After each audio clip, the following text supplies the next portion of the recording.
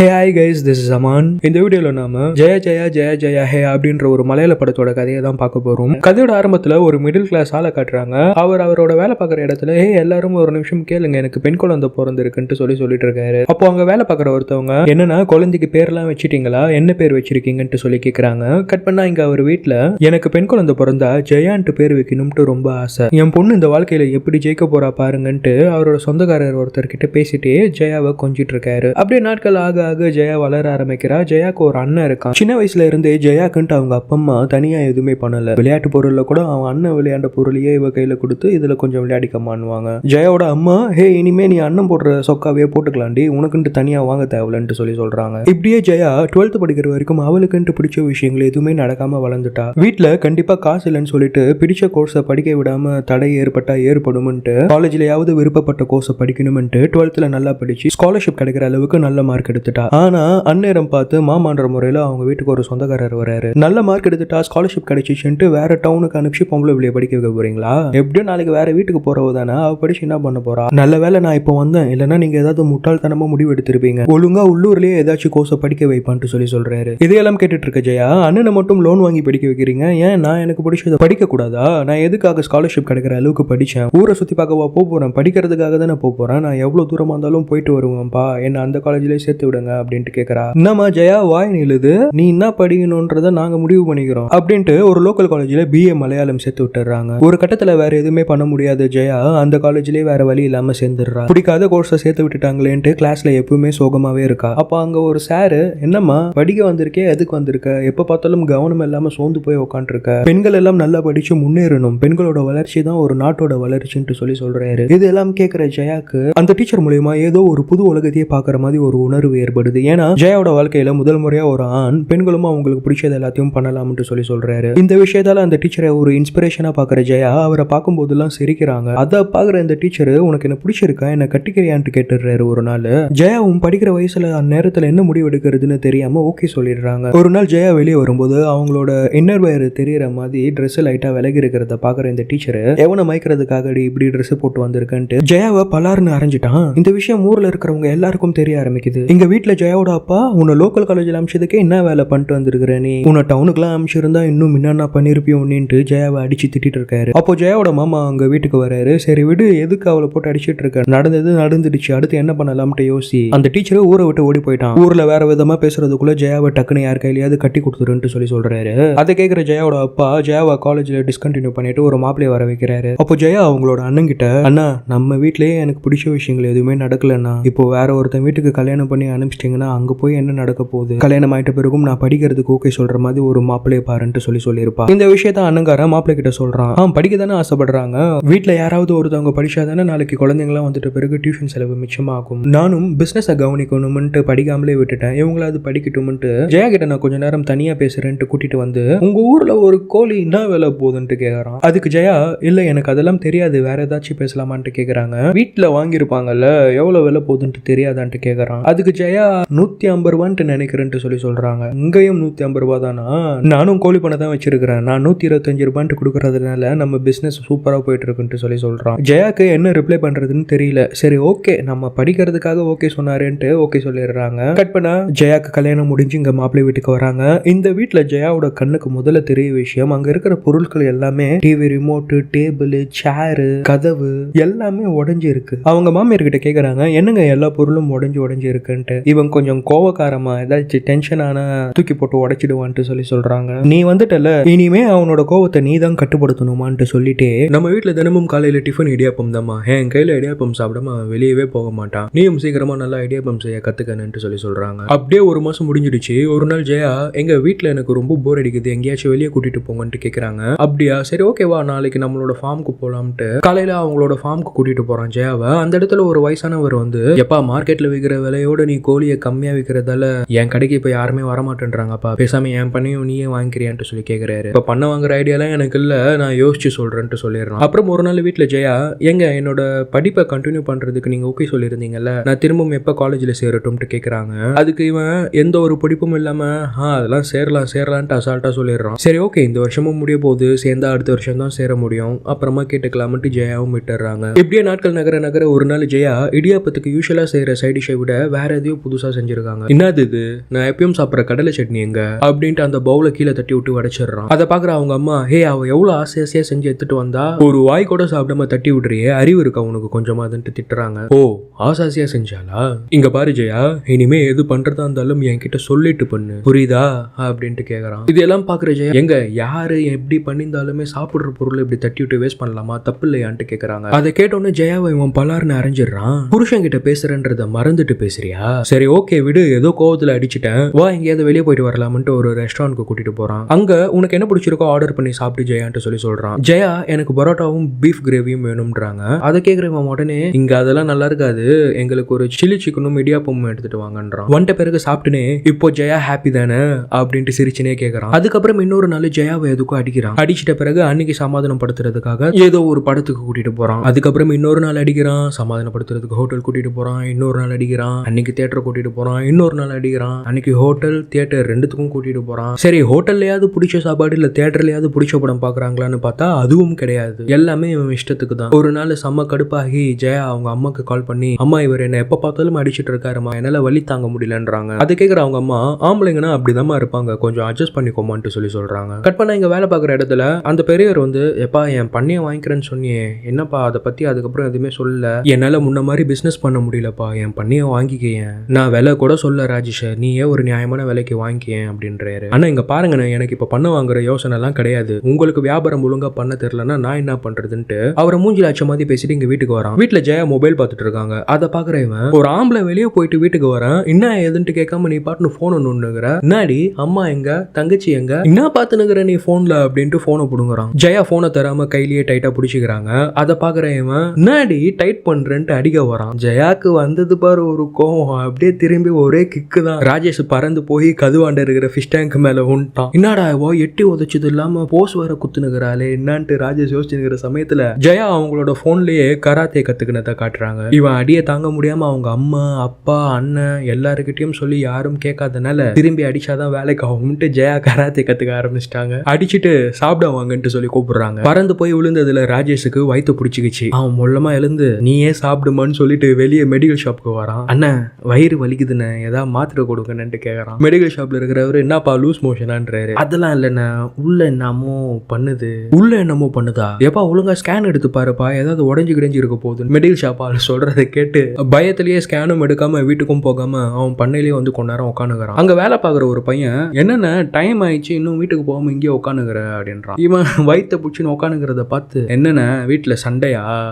அடிச்ச உனக்கே இப்படின்னா அடி வாங்கின அண்ணி பாவம்ன, இனிமே இப்படிலாம் அடிக்காத, அடே அடி வாங்கினது நான்றான்ட்டு மனசுலேயே நினைச்சுன்னு ராஜேஷ் வீட்டுக்கு வரான். வீட்டுல அவங்க அம்மா, எதுக்குடா ஜெயாவை மீன் தொட்டிலெல்லாம் விழுந்து உடையிற அளவுக்கு அடிச்சிருக்கிற, உன் கோவத்துக்கு ஒரு அளவே கிடையாதான்ட்டு திட்டுறாங்க. ஓ நாம அடி வாங்கினதா அவ அடி வாங்கின மாதிரியே வீட்டுல சொல்லி இருக்கிறா போல, சரி ஓகே நாமளும் அப்படியே கெத்த மெயின்டைன் பண்ணுவோம்ட்டு, ஆமா லைட்டான கோவம் வந்துச்சு, இனிமே கோவம் வராம பாத்துக்கிறேன்ட்டு அப்படியே அவரு கெத்தா மீசிய முறிக்கிட்டு போறாரு. நைட்டு தூங்கும் போது ஜெயா கிட்ட, ஜெயா உனக்கு கராத்தேன்னு தெரியுமா, எங்க கத்துக்கணும்னு கேக்குறான். ஜெயா அதை கேட்டனே பதில் சொல்லாம திரும்பி பாத்துக்கினாங்க. அடுத்த நாள் ராஜேஷ் அவனோட அண்ணன் கிட்ட, அண்ணா ஒரே ஒரு அடிதான் ஆச்சா, ஒரு வாரம் என்னால ஒழுங்கா நடக்க முடியலனா, இப்போ கூட சரியாவலனா, வயிறு இன்னும் புச்சுந்தாங்குது, கராத்தே ஏதாவது கத்துன்னு இருந்தாலும் நான் பொண்ணு பார்க்கும்போது ஏதாச்சும் கேட்டியா, இதெல்லாம் நம்ம கிட்ட சொல்லவே இல்லையே. அதை கேட்குற அவங்க அண்ணன், அந்த மாதிரிலாம் எதுவும் சொல்லியடா, அவளை காலேஜுக்கே அனுப்பாம டிஸ்கண்டினியூ பண்ணிட்டதா தானே சொன்னாங்க, அப்புறம் எப்படி கராத்தாக்கெல்லாம் அனுப்பிச்சிருப்பாங்க.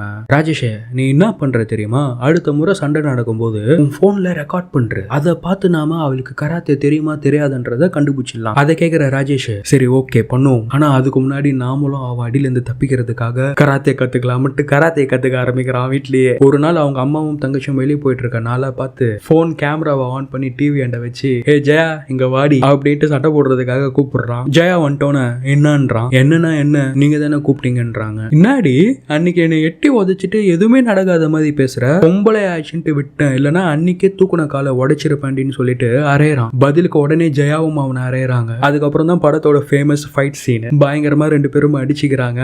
ராஜேஷ் செம்ம அடி வாங்குறான். இவங்களும் இன்னும் அடி வாங்குறதுக்கு உடம்புல தெம்பு இருக்கான்றாங்க. கடைசியா அவங்களோட சிக்னேச்சர் டச் அந்த ஒரு கிக்கு. ராஜேஷ் பறந்து போய் விழுற சமயத்துல அவனோட அம்மாவும் தங்கச்சியும் வந்துடுறாங்க. அவங்களுக்கு செம ஷாக்கு. உடனே அவங்க ராஜேஷோட அண்ணனையும் ஜெயாவோட அப்பா அம்மையும் வீட்டுக்கு கூப்பிட்டு, என்னங்க பொண்ணு வளர்த்துருக்கீங்க, இதெல்லாம் சைனா ஜாப்பனீஸ் படத்துல தான் பொண்ணுங்க அப்படி அடிப்பாங்க, அந்த மாதிரி என் புள்ளைய போட்டு அச்சுனுகிறா, எட்டி உதச்சா அவன் வெளியே கதுவாண்ட வந்து உள்ளுறான். அவகிட்ட அடி வாங்குறதுக்காப்பா என் புள்ளைய தாலியை அவளுக்கு கட்டி வச்சுட்டு கேக்குறாங்க. ராஜேஷோட அண்ணன் ஜெயா கிட்ட வந்து, என்னம்மா ஒரு ஆம்பளைய கை நீட்டி கால் எட்டி அடிக்கலாமா? நான் அவனை ஒரு அடி அடிச்சதுக்கு நீங்க எல்லாரும் வந்து கேக்குறீங்களே, கல்யாணமாகி 6 மாசத்துல அவன் என்ன 21 தடவை அரைஞ்சிருக்கான். அதை யாராச்சும் கேட்டீங்களா? ஏன் இப்ப கூட அதை பத்தி யாரும் கேட்க மாட்டேன்றீங்க? உடனே ராஜேஷ தனியா கூப்பிட்டு போய் பேசுற அவரோட அண்ணன், இந்த மாதிரி பொண்ணு எல்லாம் படிச்சதுனால தாண்டா நம்மள கேள்வி கேட்கறாளுங்க. இவளுக்கு நீ டைவர்ஸ் எல்லாம் கொடுத்துட்டு அப்படியெல்லாம் அமிச்சிடக்கூடாது. அவ கையில ஒரு குழந்தைய கொடுத்துட்டு உன்னையும் குழந்தையும் பாத்துக்க வைக்கிறவன் தாண்டா உண்மையான ஆம்பளை. சரியா இன்னும் பேபி ஃபார்ம் ஆகலன்ட்டு கேக்குறான். எங்க அவ படிப்பை கண்டினியூ பண்ண போறதா சொல்லிட்டு என்ன தொடவே விட மாட்டேன்றான்.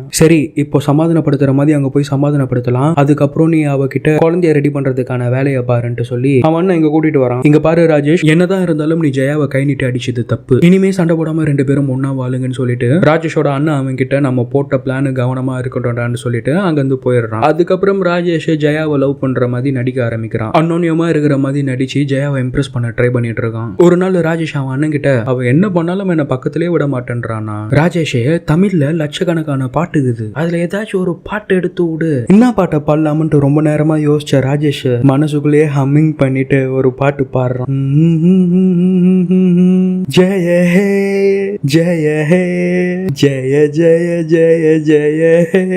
எப்படியோ ஒரு வழியா இம்ப்ரெஸ் பண்ண ஜெயாவை இம்ப்ரெஷன்லாம் சொல்லிட முடியாது. ஜெயாக்கு ஒரு நம்பிக்கை, நிஜமாலே அன்பா தான் இருக்கிறாரு போலன்ட்டு. சோ அதுக்கப்புறம் அவங்களுக்கு எல்லாம் நடந்துடுச்சு. ஒரு நாள் ஹாஸ்பிட்டல்ல செக்அப்க்கு வராங்க. அந்நேரம் பார்த்து ராஜேஷ்க்கு அவரோட அண்ணன் வாட்ஸ்அப்ல ஒரு வாய்ஸ் மெசேஜ் அனுப்புறாரு. டே என்னடா நம்ம பிளான்லாம் சக்சஸ் ஆச்சான்ட்டு. அதை ராஜேஷ் ஜெயா முன்னாடியே ப்ளே பண்ணிடுறான். உள்ள டாக்டர் ஜெயா கிட்ட லாஸ்டா எப்போ பீரியட்ஸ் வந்ததுன்னு கேக்குறாங்க. ஜெயா யோசிக்கிறதுக்குள்ள ராஜேஷ் போன மாசம் 16ஆம் தேதியில இருந்து 21ஆம் தேதி வரைக்கும்ன்றான். அதை கேட்ட ஜெயா, என்ன பிளான் போட்டீங்க? எனக்கே டேட் ஞாபகம் இல்ல, நீங்க எப்படி கரெக்டா சொல்றீங்க? எனக்கு இப்ப தெரிஞ்சு ஆகணும், என்ன பிளான் போட்டீங்க? உங்க அண்ணன் என்ன சொன்னாருன்ட்டு கேக்குறாங்க. உடனே ராஜேஷ், ஆமாண்டி பிளான் போட்டு தாண்டி உனக்கு குழந்தைய கொடுத்தேன், இனிமே என்னையும் என் குழந்தையும் பாத்துக்கிறதுக்காக மட்டும்தான் நீ வீட்டுல இருக்கணும். அதை கேட்டதும் ஜெயாக்கு பிளட் பிரஷர் அதிகமாகி அங்கேயே மயக்கம் போட்டு கீழே விழுந்துடுறாங்க. கட் பண்ண எங்க ஹாஸ்பிட்டல்ல ஜெயா 1000 சண்டை சச்சரவுகள் இருந்தாலும் என்ன அன்போட தான் தொற்றுப்பாருன்னு நினைச்சேன். ஆனா இந்த ஒரு எண்ணத்தோட என்ன தொட்டது நினைச்சாலே எனக்கு அருவருப்பா இருக்குன்ற மாதிரி மனசுல நினைச்சிட்டு இருக்காங்க. அவங்களோட மனசுல என்ன ஓடுன்றத கொஞ்சம் கூட யோசிக்காம இங்க ஜெயாவோட அப்பா அம்மா மாமியாரு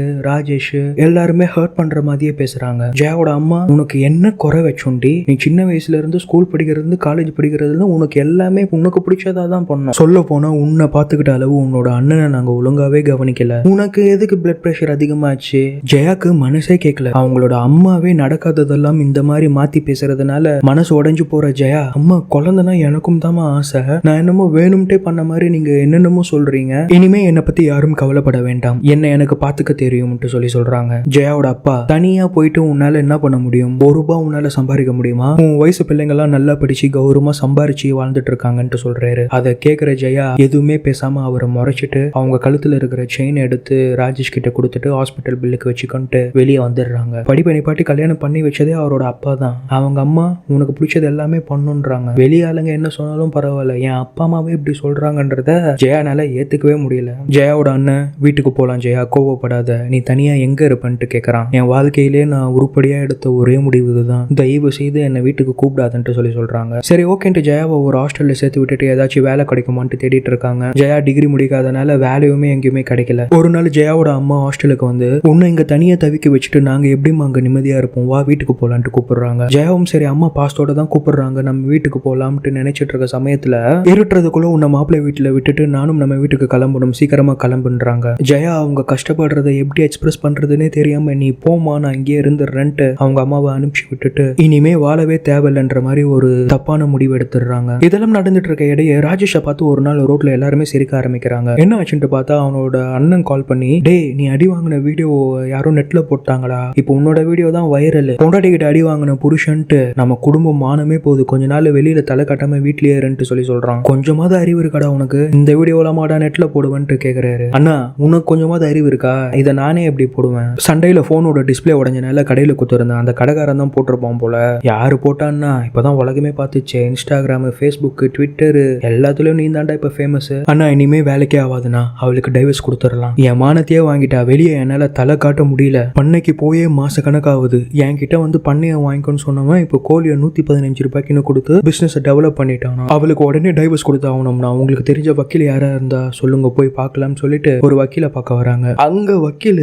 இவர் யாரு, இவர் எங்கேயோ பார்த்திருக்கேன்னா ரொம்ப பரிச்சயமான முகமா இருக்குன்றாரு. அந்த வீடியோ வைரல் ஆச்சு இல்லையா, அந்த வீடியோல பார்த்துட்டு இருக்காரு. சாரே அது ஒரிஜினல் ஃபைட்டா இல்ல ஏதாச்சும் டூப்பான்ட்டு வக்கீல் கேக்குறாரு. அதுக்கு ராஜேஷோட அண்ணன், ஐயோ சாரே அது ஒரிஜினலா ராஜேஷ் அடி வாங்கினது, எங்க பாருங்க இன்னும் அவன் கண்ணுல தள்ளும்பு கூட போலன்ட்டு காட்டுறான். இந்த ரீசனை வச்சு நாம டைவர்ஸ்க்கு அப்ளை பண்ணிடலாம் சொல்லிட்டு ஜெயாக்கு ஒரு வக்கீல் நோட்டீஸ் அனுப்பிச்சிட்டாங்க. ஒரு நாள் அவங்களோட கேஸ் கோர்ட்டுக்கு வருது. அப்போ ஜட்ஜி ஜெயாவை பார்த்துட்டு, என்னம்மா நீ, அவன் பார்க்கவே அப்பாவி மாதிரி இருக்கிறான், அவனை போட்டு இப்படி அடிச்சிருக்கிற. மேடம் நான் அடிச்சதை மட்டும் கேட்காதீங்க, அதுக்கு முன்னாடி அவன் என்ன எத்தனை தடவை அடிச்சிருக்கான் தெரியுமா. சரி வீட்டுல நடக்கிற விஷயத்தை எதுக்கு ஷூட் பண்ணணும், அந்த வீடியோ எப்படி வெளியே வைரல் ஆச்சு, வீட்டுல நடக்கிற விஷயங்கள் என்கிட்ட சொன்னாதானே தெரியும், ஏன் இப்ப டைவர்ஸ் அப்ளை பண்ணது கூட எனக்கு தெரியாது, நோட்டீஸை பார்த்து தான் நான் வந்தேன்ட்டு சொல்றாங்க. என்ன ராஜேஷ் உன் பொண்டாட்டிக்கிற எதுவும் ஷேர் பண்ண மாட்டியா வீட்டுல.